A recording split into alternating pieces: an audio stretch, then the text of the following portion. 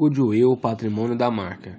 O termo goodwill foi utilizado pela primeira vez na Corte da Inglaterra, em decisões de disputas por terras, onde foi considerado na valorização do terreno um valor adicional pela sua localização.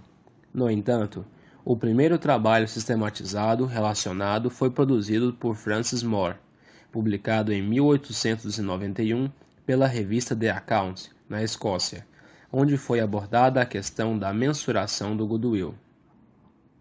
Definição de goodwill. O conceito de goodwill ainda é motivo de discussão pela sua subjetividade e dificuldade de mensuração. Segundo Rand Dixon, 1999, goodwill é um ativo intangível, assim como contas a receber, despesas antecipadas, aplicações financeiras e outras. No entanto, estas contas são facilmente identificadas, ao contrário do goodwill. Segundo Pinho, 1997, o goodwill é definido como sendo fundo de comércio, bens intangíveis, tais como bom relacionamento com os clientes, moral elevada dos empregados, bom conceito nos meios empresariais, boa localização. Entretanto, o conceito de goodwill vai além do bom relacionamento comercial. O goodwill pode ser definido como lucro anormal, além do esperado, sendo que a dificuldade reside na mensuração do valor atual dos benefícios futuros esperados. Martins, 1973, diz que o conceito aproxima-se do conceito econômico de ativo. No entanto, o lucro contábil toma por base o custo como base de valor, que pela legislação atual não é corrigido pela variação do poder aquisitivo da moeda. No entanto, é uma forma de calcular o valor de uma empresa com seus ativos intangíveis. Há dois tipos de goodwill: o objetivo, que é a diferença entre o valor de mercado líquido dos ativos e passivos e o custo de aquisição da parte líquida dos ativos e passivos pelo investidor, e o subjetivo, que é a diferença entre o valor presente dos fluxos futuros de caixa menos o valor de mercado dos ativos e passivos. O objetivo, repetindo, é a diferença entre o valor de mercado líquido dos ativos e passivos e o custo de aquisição da parte líquida dos ativos e passivos pelo investidor, e o subjetivo, que é a diferença entre o valor presente dos fluxos futuros de caixa menos o valor de mercado dos ativos e passivos. Desta forma, o goodwill não é o mesmo que capital intelectual e muito menos a expressão legal muito usada no Brasil, fundo de comércio, porque essa expressão também inclui alguns ativos tangíveis. Definição e mensuração. De acordo com as normas brasileiras, o goodwill é denominado de superlucro por expectativa de rentabilidade futura, que é o valor da diferença entre o valor pago e o valor de mercado, enquanto que, sob a ótica das normas internacionais e norte-americanas, o goodwill é a diferença entre o valor pago e o valor justo dos ativos líquidos adquiridos, ou seja, é realizado a comparação dos ativos líquidos, procurando alocar o valor pago aos ativos. O valor residual ou o valor não alocado a nenhum ativo é chamado de goodwill. A sua mensuração e cálculo de recuperabilidade se dá pelo método holístico. Evidenciação.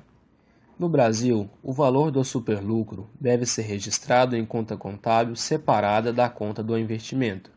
Entretanto, nas demonstrações contábeis consolidadas, o ágio com a expectativa de lucros futuros deve ser evidenciado no grupo de investimentos, enquanto que o ágio fundamentado em diferença de valor de mercado deve ser ajustado nos ativos e passivos que lhe deram origem. De acordo com as normas internacionais e norte-americanas, o registro da aquisição é demonstrado nas demonstrações individuais da investidora, pelo valor pago, sem que haja a segregação do goodwill. Contudo, nas demonstrações consolidadas, o goodwill deve ser evidenciado no grupo de intangíveis. Contudo, o goodwill traz vantagens às transações empresariais no acréscimo de valores por projeções de ganhos futuros, e vantagens acarretam esses ganhos na hora das transações. Porém, Segundo Rand Dixon, 1999, é difícil imaginar que exista um goodwill com valor negativo, pois se a empresa valesse, em conjunto, menos do que seus ativos separadamente, os proprietários anteriores certamente os teriam vendido separadamente. No entanto, do mesmo modo que a empresa é capaz de gerar superlucros a partir dos seus ativos, por ter um bom relacionamento com os clientes, fornecedores, funcionários e comunidade, bem como a capacidade de inovação, capital intelectual, é possível que a empresa não tenha nenhum desses atrativos. Além disso, esteja localizada em um lugar desfavorável ao negócio, não tenha uma boa administração ou mesmo por consequência de imperfeições no mercado. Sendo assim, os proprietários podem preferir vender a empresa por um valor abaixo do seu valor patrimonial, o que poderia ser, por um lado, uma compra vantajosa e, do outro lado, uma venda forçada. Vejam agora o vídeo relacionado ao tema.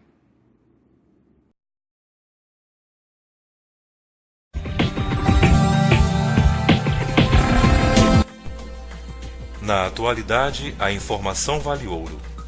Cada vez mais, nós da contabilidade sentimos a necessidade de conhecer as nuances que perfazem o processo contábil, a fim de oferecer ao nosso cliente um ambiente repleto de dados para uma acertada tomada de decisão.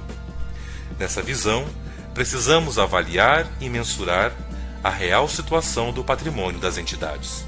Mensurar é atribuir uma quantidade numérica a um determinado objeto, como, por exemplo, valorar um custo de produção.